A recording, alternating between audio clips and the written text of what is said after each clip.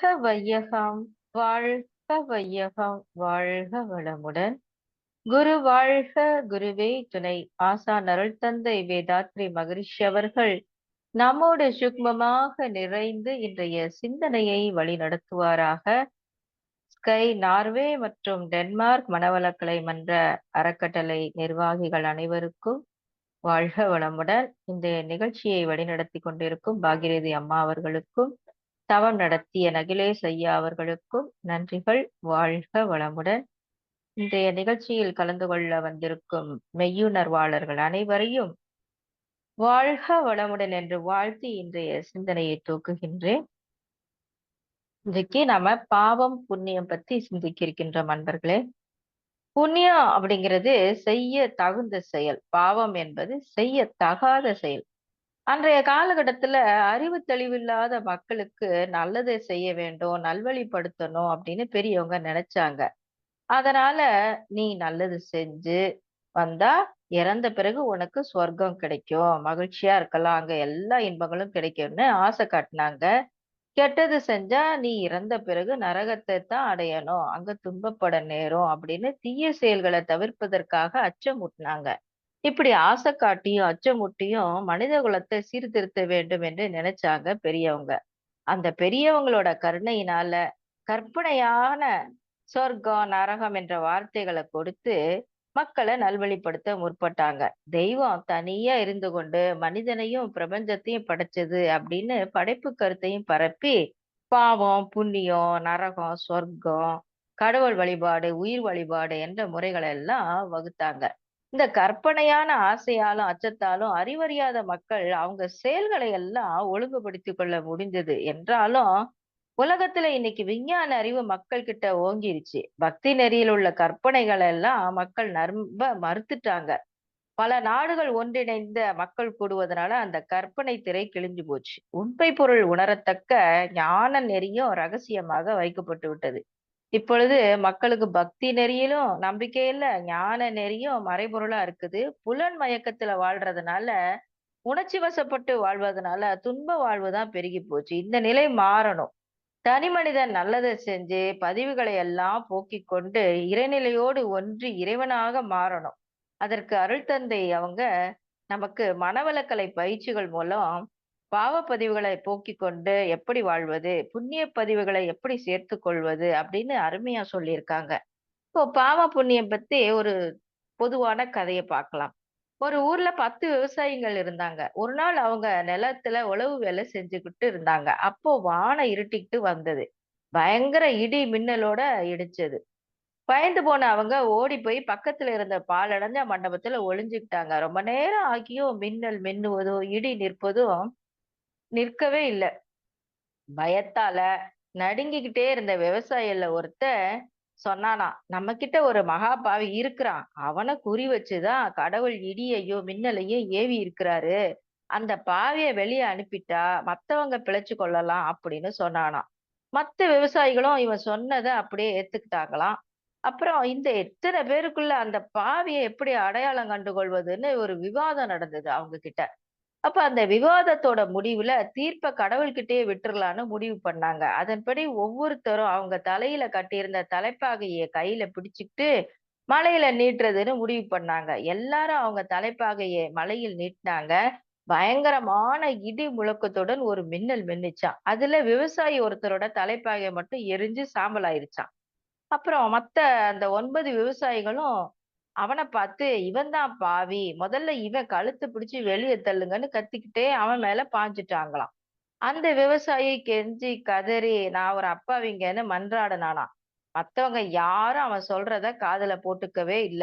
அவனோட கழுத்த பிடிச்சு பலவந்தமா வெளிய தள்ளிட்டாங்க. அவன் கதறிக்கிட்டே மலையில ஓடுனான். அப்போ அதி உக்கிரமா ஒரு மின்னல் மின்னி இடி இடிச்சது. ஓடிக்கிட்டே இருந்த விவசாயி அதிர்ச்சி அடைந்து அந்த இடத்திலேயே நின்னுட்டான். கொஞ்ச நேரத்திற்கு பிறகு சுயநிலைக்கு திரும்பிய அவன் மண்டபத்தை திரும்பி பார்த்தானாம். மண்டபத்துல இடி விழுந்து மண்டபம் முழுவதும் நொறுங்கி கிடந்துச்சாம். 9 விவசாயிகளும் பரிதாபமாக உடல் கருகி செத்து போயிட்டாங்களாம். அப்போ இங்க யாரு பாவம் செஞ்சிருக்கா, யாரு புண்ணியம் பண்ணியிருக்கா அப்படிங்கிறது இந்த கதையில நம்ம தெரிஞ்சுக்கிட்டோம். அடுத்து சுவாமிஜி என்ன சொல்றாங்கன்னு பார்க்கலாம். நன்மையும் தீமையும் செயல்கள்ல இல்லங்க. செய்யும் செயல் என்னென்ன விளைவுகள தருமோ, அந்த விளைவுகள கொண்டு தான் நன்மையும், தீமையும் பிரிச்சு பார்க்கிறோம். அது நன்மையான விளைவா இருந்தா புண்ணியம்னு சொல்றோம். தீமையான விளைவா இருந்தா பாவம்னு சொல்றோம். இப்ப பசி எடுக்குது. உடனே சாப்பிட்டு பசிய போக்குறோம். ஆனால் நாவுக்கு சுவையா, நல்லா இருக்குது என்பதற்காக அதிகப்படியாக உணவு உண்டா என்ன ஆகும்? அந்த உணவே தீமைய உண்டாக்கும். அதனால செயல்ல பாவம், புண்ணியம் இல்ல. செயல்களின் விளைவுகள வச்சு தான் கவனிக்கணும். இதுக்கு சுவாமிஜி ஒரு ஃபார்முலா குடுத்திருக்காங்க. புண்ணியம் எது அப்டின்னா, முதல்ல நம்மளோட எண்ணம், சொல், செயல் ஆகிய ஏதொன்றாலும் தனக்கோ, பிறருக்கோ, தற்காலத்துக்கோ, பிற்காலத்துக்கோ, அறிவுக்கோ, உடலுக்கோ துன்பம் தராது. விழிப்போடு துன்பங்கள் நீக்கும் வகையில செய்யப்படும் செயல்கள் எல்லாமே புண்ணியம் தான். அப்ப பாவம் எது? ஒருவரது எண்ணம், சொல், செயல் இவைகளினால் எதனாலேனும் தனக்கேனும், பிறருக்கேனும் அன்றைக்கோ, பிற்காலத்துக்கோ, உடல் உணர்ச்சிக்கோ, பகுத்தறிவுக்கோ துன்பம் விளைவிப்பதாக இருந்தால் அந்த செயல்கள் எல்லாம் பாவம். சுவாமிஜி சொல்வாங்க ஒரு கவியில, "உண்மையிலே இன்பத்தை விளைவித்துக் கொண்டே உலக இயல்போடு ஒட்டி வாழும் செய்கை புண்ணியமாம். இதற்கு முரணானவெல்லாம் புத்தி மிக்கோர் பாவம் என விளங்கிக் கொள்வார்" என்று சொல்றாங்க. இப்போ மனுஷனுடைய ஒவ்வொரு செயலுக்கும் ஒரு விளைவு வந்து கொண்டே இருக்குது. இன்னைக்கு நம்ம வாழ்க்கையில அனுபவமாக காணும் வாழ்க்கை சிக்கல்களும், துன்பங்களும் ஏற்கனவே செய்த செயல்களின் விளைவுகளே என்றால், சாதாரண மனுஷன் ஒத்துக்கொள்ள மறுப்பான். எந்த ஒன்றை அறிந்தால் இந்த பிரபஞ்ச ரகசியங்களை எல்லாம் அறிய முடியுமோ, அந்த ஒன்றை பிரம்மஞான அறிவை அறியும் வரை செயல் விளைவு தத்துவம் பற்றிய விளக்கம் புரிந்து கொள்வது கஷ்டம்.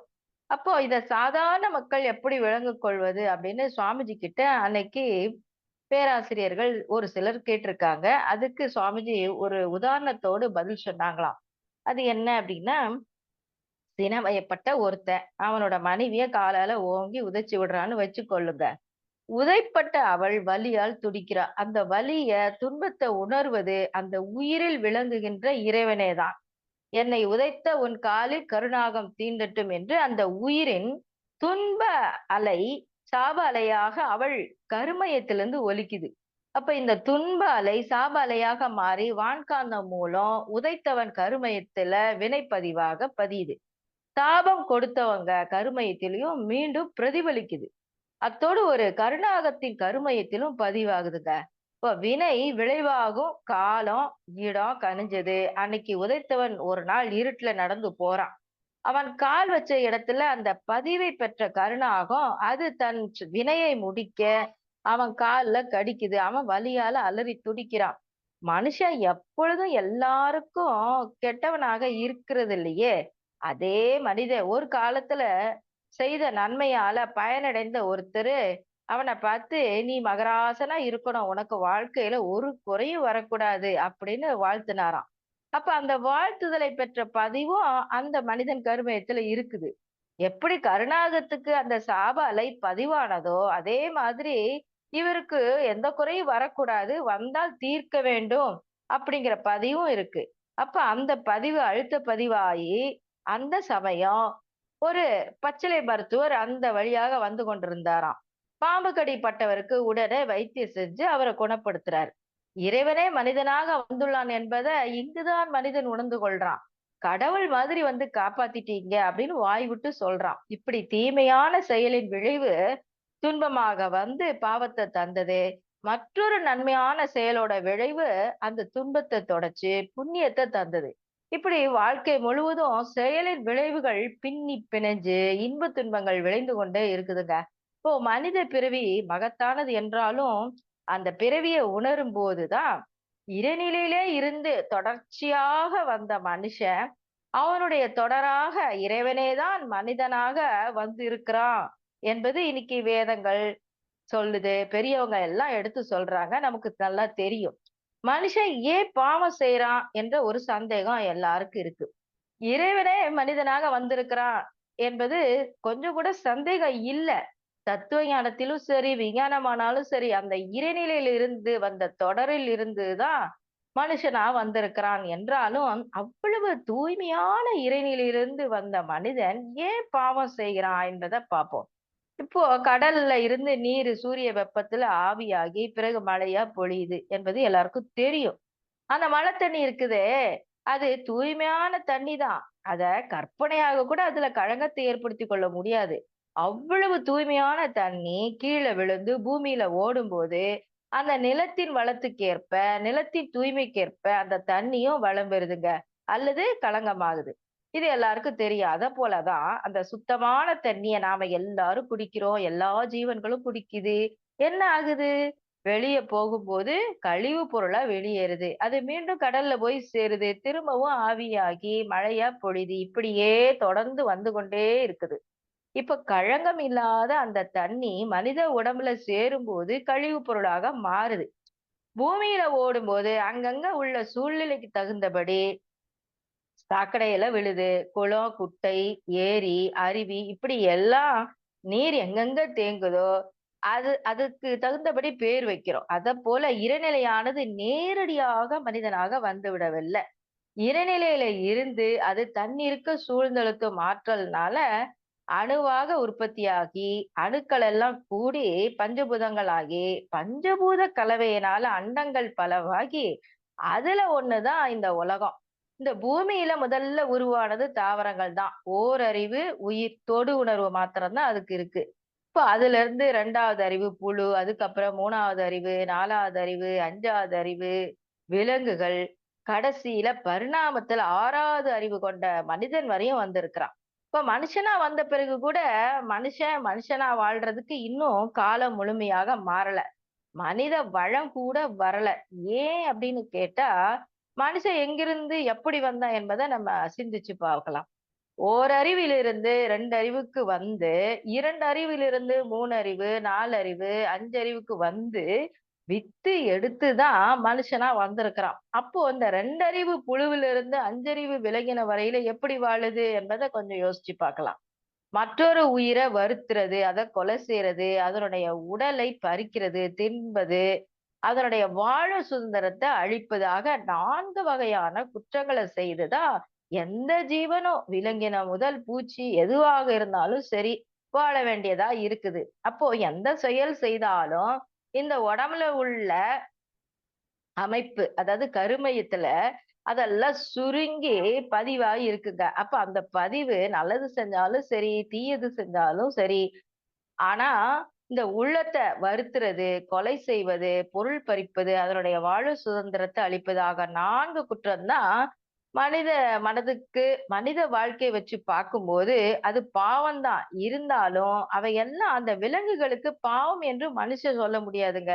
ஏன்னா, எந்த விலங்கினங்களுக்கும் தனக்கு வேண்டிய உணவ உற்பத்தி செய்து கொள்ளக்கூடிய சக்தி கிடையாது. இயற்கையிலே இல்ல.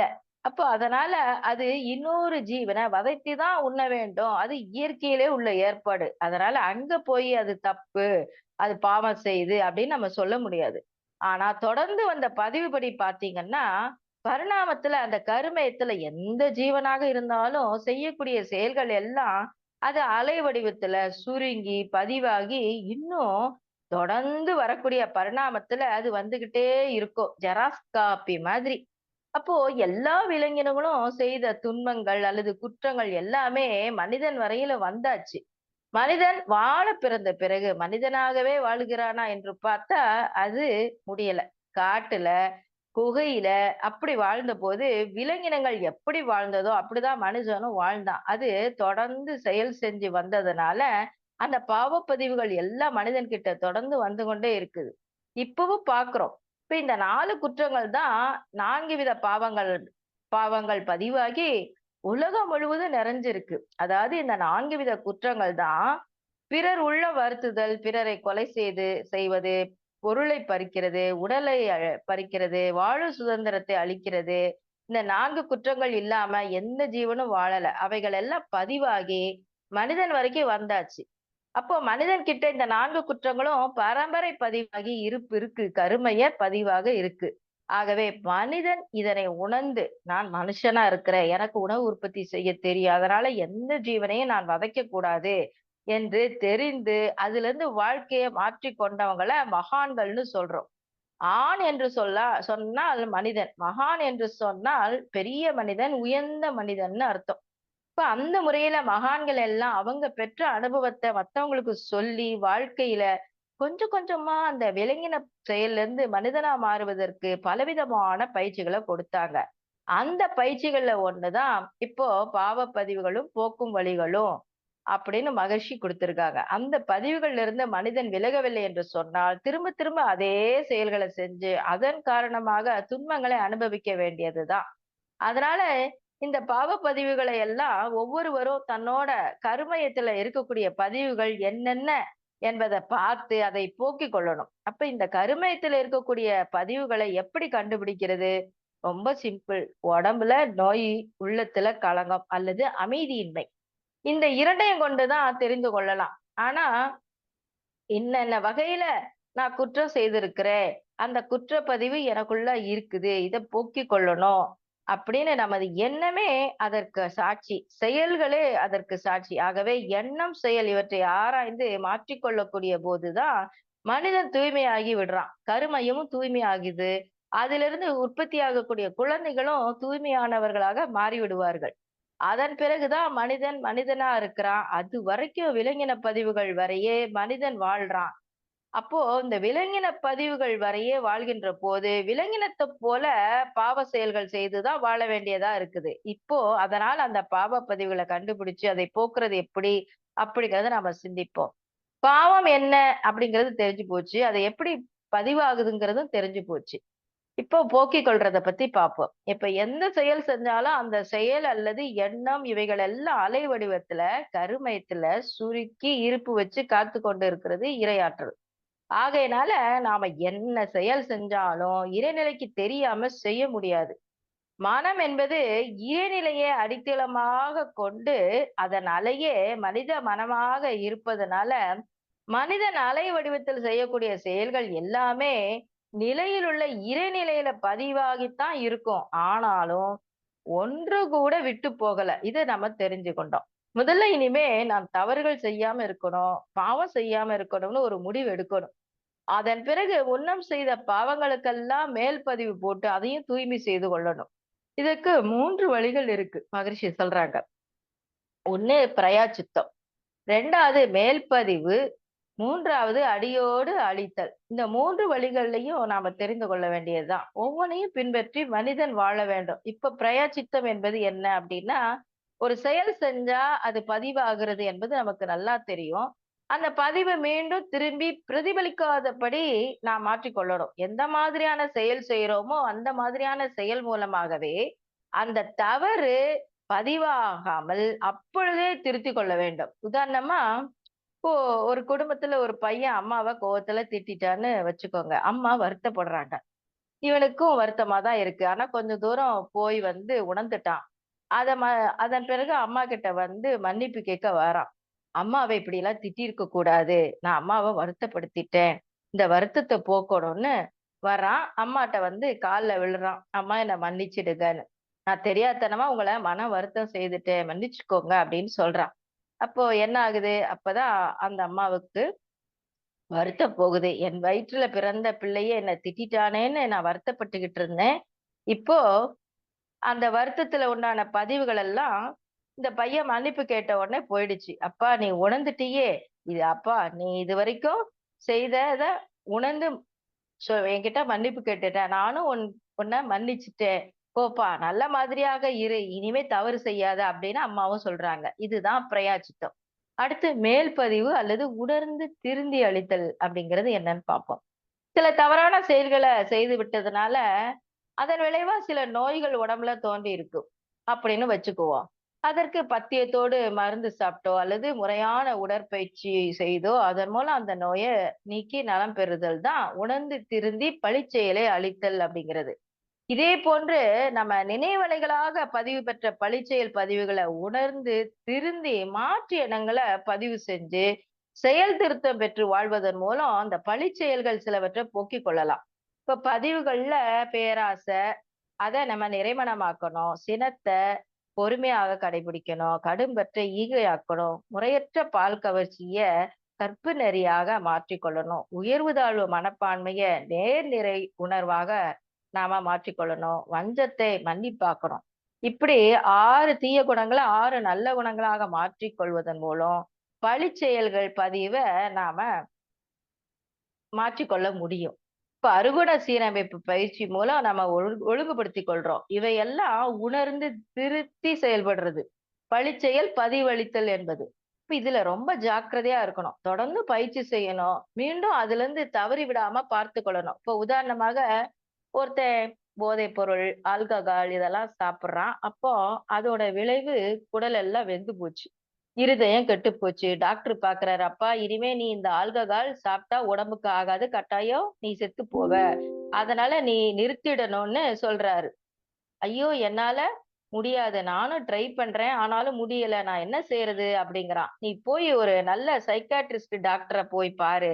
அவரு நல்ல மாதிரியா உனக்கு சொல்லிக் குடுப்பாருன்னு சொல்லி, அந்த வழிய பின்பற்றினா நீ நிறுத்திடலான்னு சொல்லி அவரு அறிவுரை சொல்றாரு. அப்போ சைக்கியாட்ரிஸ்ட் கிட்ட போறான். "என்னப்பா எவ்வளவு நாளா இந்த பழக்கம் இருக்கு?" "எனக்கு 15 வருஷமா இருக்கு. இந்த மாதிரி குடிச்சு பழக்கமாகி போச்சு. ஏன் நிறுத்த முடியல அந்த பழக்கத்த? நிறுத்திட்டா மத்த எந்த வேலையும் செய்ய முடியல. எனக்கு எப்படி இருக்குதுன்னு பார்த்தா, அந்த நேரம் வந்து குடிக்கிறேன். சொன்னா ஒவ்வொரு நிமிஷமும் என் உடம்புல செல்கள் எல்லாம் சாராயம் குடி, சாராயம் குடின்னு கத்துற மாதிரி இருக்குது. நான் எந்த வேலைக்கும் போக முடியல டாக்டர். நான் என்ன செய்வேன்? அப்படிங்கிறான். அப்ப டாக்டர், உனக்கு நான் ஒண்ணு சொல்றேன். நீ எந்த நேரத்துக்கு சாராயம் சாப்பிடுற? அப்படிங்கிறாரு. 7 மணிக்கு ராத்திரி. அப்போ அந்த 7 மணிக்கு முன்னாடி 6 மணிக்கு நல்ல ஒரு கப்பு பால் எடுத்துக்கிட்டு, அதுல பாதாம் பருப்பு, கல்கண்டெல்லாம் போட்டு நல்லா காய்ச்சி 1 டம்ளர் ஃபுல்லா சாப்பிடு. முதல்ல சாப்பிடுறது கஷ்டமா தான் இருக்கும். இதுவரைக்கும் சாராயம் குடிச்சிட்டு இருந்த நீ, இப்ப பால் குடிக்க கஷ்டமா தான் இருக்கும். ஆனாலும் நீ பொறுத்துக்கிட்டு 1 வாரம் குடிக்கணும். எந்த சிரமம் இருந்தாலும் சரி. சாகறதுக்கு முன்னாடி நோய் வந்தா எவ்வளவு காலத்துக்கு வருத்தப்பட வேண்டியிருக்கும். அந்த மாதிரி நீயா உன்னை வருத்திக் கொள்ற மாதிரி பால் சாப்பிடுற முயற்சிய பண்ணு. 1 வாரம் பண்ணு அப்படின்னு சொல்றாரு. அவனும் சரின்னு கேட்டுட்டு வீட்டுக்கு வர்றான். தினமும் சாப்பிட்ட பழக்கத்தினால உடம்புல இருக்கிற செல்கள் எல்லாம் சொல்லுதாம். "என்ன ஏமாத்த பார்க்கிறியா? உடம்புல உள்ள செல்கள் எல்லாம் இப்படி கத்துற மாரி இருக்கு." அவனுக்கு. ஐயோ! எப்படிதான் நான் நிறுத்தப் போறேனோ அப்படின்னு நினைச்சுக்கிட்டே வர்றான். இருந்தாலும் சரி டாக்டர் சொன்னாரு. பிடிவாதமா இருந்து தான் செய்யணும். அப்படின்னு சொல்லிட்டு அன்னைக்கு பால காய்ச்சி குடிக்கிறான். அந்த 1 கப் பால முதல்ல குடிக்கிறபோது ஒவ்வொரு செல்லும் உடம்புல கூச்சல் போடுற மாதிரி தெரியுது அவனுக்கு. ஐயோ! இவன் எங்கள ஏமாத்துறானேங்கிற அளவுக்கு அவ்வளவு தூரம் மன வருத்தமா இருக்கு. ஆனா பொறுத்துக் கொண்டே சாப்பிட்டு கொண்டிருக்கிறான். சாப்பிட்டு முடிச்சதுக்கு அப்புறம் பொருத்தமாக இல்லை. இருந்தாலும் தாங்கிக் கொள்றான். மறுநாளைக்கும் அதே போல 6 மணிய பார்க்கிறான். பால் குடிக்கிறான். இப்படி 7 நாள்களும் போன பிறகு, இவனுக்கு என்ன ஆகுது? அந்த 6 மணிக்கு முன்னதாகவே சாராயம் சாப்பிடணுங்கிற எண்ணம் வந்தது போயி, அதற்கு பதிலா பால் குடிக்கணும். சர்க்கரை போட்டு, பாதாம் பருப்பு போட்டு சாப்பிடுற பால் தான் எனக்கு வேணும். அதத்தான் சாப்பிடணும் அப்படிங்கிற எண்ணம் வருது. ஆல்கஹாலுக்கு பதிலா பால் சாப்பிடுற எண்ணம் வந்துட்டது. அந்த பழக்கத்தினால 1 வார பழக்கத்தினால அப்படியே சாப்பிடுறான். அதோட விட்டு போச்சு. உடலும் நல்லாயிடுச்சு. அவனும் நல்ல மாதிரி மாறிட்டான். டாக்டருக்கும் மகிழ்ச்சி ஆயிடுச்சு. இப்ப என்ன ஆச்சு? மேல் பதிவு. ஏற்கனவே இருந்த ஒரு பதிவு நீண்ட நாள் இருந்து இவன வாட்டிக் கொண்டிருந்தது. அந்த பதிவிலிருந்து புதிய பதிவு. உணர்ந்து தெளிந்த பதிவு. அனுபவபூர்வமாக மேல் பதிவேற்றி சரிப்படுத்திக்கிட்டான். அதப்போல தான் இப்போ மனவளக்கலை மன்றம் ஒருத்தர் போறாருன்னு வைங்க. போயி உடற்பயிற்சி, தவம், காயகல்ப பயிற்சி, தற்சோதனை பயிற்சி எல்லாம் கத்துக்கிட்டு, உறுப்புகள ஒழுங்குபடுத்திக் கொண்டு, பழக்கத்தை மாத்துறாங்க இல்லையா? அதுபோல தான் இதெல்லாம் மேல்பதிவு தான். அடுத்து பழிச்செயல் பதிவு, முறிவு அல்லது சமன் செய்தல். அடியோடு அழித்தல் அப்படிங்கிறது என்னன்னு பார்ப்போம். மனித மனம் ஒரு எல்லை கட்டிய உள்ளத்தோடு உலாவுகிற போது தினசரி நடக்கக்கூடிய காரியத்துல அத திருப்பி திருப்பி செய்யக்கூடிய பழக்கம் வரும். மன்றத்துல சேர்ந்து பயிற்சி எல்லாம் செய்யும் போது அந்த அகநோக்கு பயிற்சியின் மூலம் மனத உயிரில ஒடுக்கி உயிர்நிலையை அறிஞ்சு ஆன்ம உணர்வு முதல்ல பெறணும். பிறகு உயிரை பரத்துல ஒடுக்கி தெய்வ உணர்வை பெறணும். இந்த நிலையில இன்ப துன்ப உணர்வுகள்ல சிக்கி தவித்துக் கொண்டிருக்கும் உண்மையை தெரிந்து கொண்ட மனிதன் இந்த உணர்வு பெற்ற பிறகு மனம் உடல்நிலை கடந்து உயிர் நிலையில நிலைச்சு பிறகு உயிர்நிலையும் தாண்டி தெய்வ நிலையில லயித்து நிற்கும்போது உயர் பேரு கிடைக்குதுங்க. அப்போ செய்யும் செயல்களை எல்லாம் கடமை உணர்வின் கீழ் எல்லாருக்கும் பயனாகுது. அறிவோ தூய்மையான மெய்ப்பொருளோட ஒன்றி நிற்கும். இங்க பழிச்செயல் பதிவுகள் புதிதா தோன்றாது. முன்பு இருந்த பதிவுகள் எல்லாமே அடியோடு முறிஞ்சு போகும். இந்த உண்மையினைத்தான் வள்ளுவர் இருள் சேர் இருவினையும் சேரா இறைவன் பொருள் சேர் புகழ் புரிந்தார் மாட்டுன்னு சொல்றாரு. அப்போ இவன் மனிதன் இறையுணர்வு பெற்று சத்சங்கத்துல சேர்ந்து இறைவனே தான் இந்த மாதிரி பரிணாமத்துல மனுஷனா வந்திருக்கிறான். மத்தியில பழிச்செயல்கள் எல்லாம் பதிவாகி இருந்தது. அகத்தவமும் அறவாழ்வும் கடைபிடிக்க தன்னை இறைவனாகவே உணர்ந்து கொள்றான் மனுஷன். அப்ப இறைவனே உணர்ந்த உடனே எல்லாமே தூய்மையாகிவிடும் என்பதை தெரிந்து கொள்றான். அது முதற்கொண்டு குற்றம் செய்யறதை நிறுத்திட்டு நல்லதையே செய்ய பழகுறான். நல்லதையே செய்கிறது அப்படி என்ன அப்படின்னா, பிறர் மனதுக்கு துன்பம் இல்லாம வாழ்வது, பிற உயிர்களை கொல்லாம இருக்கிறது, பிறருடைய பொருளை பறிக்காம இருக்கிறது, வாழ்க்கை சுதந்திரத்தை அழிக்காம இருக்கிறது என்ற 4 வகையான செயல்பாட்டை பழக்கத்துக்கு கொண்டு வர்றான். இறைநிலையை உணர்றான். அதே நேரத்துல இவன் மனதுல உள்ள குறைபாட்டை போக்குவதற்கு நல்ல செயல் திட்டங்களை வகுத்து கொண்டு செய்துட்டு வரான். அப்ப நல்ல செயல்களை பின்பற்றி வரும்போது தூய்மையான புதிய பதிவுகள் உண்டாகுதே. அந்த பழைய பதிவுகள் அத்தனையும் போயி இந்த மனிதன் தெய்வமாகவே மாறி விடுகிறான். ஒரு பொருள அதாவது எப்பொருள, எச்செயலை, எக்குணத்தை, எவ்வுயிரை, உருவை ஒருவர் அடிக்கடி நினைந்தால் அப்பொருளின் தன்மையதாய் நினைப்போர் ஆற்றல் அறிவினிலும் உடலினிலும் மாற்றம் காணும். இப்பெருமை இயல்பூக்க நியதியாகும். அப்போ இறைவனை எண்ணி எண்ணி இறைவனாகவே இயல்பூக்க நியதிப்படி மாறி விடுகின்றான். அதனால எல்லா பாவங்களும் அடியோடு ஒழிந்துவிடும். இதுதான் அடியோடு ஒழித்தல் அல்லது பதிவுகளை சமன் செய்தல் என்பதாகும்.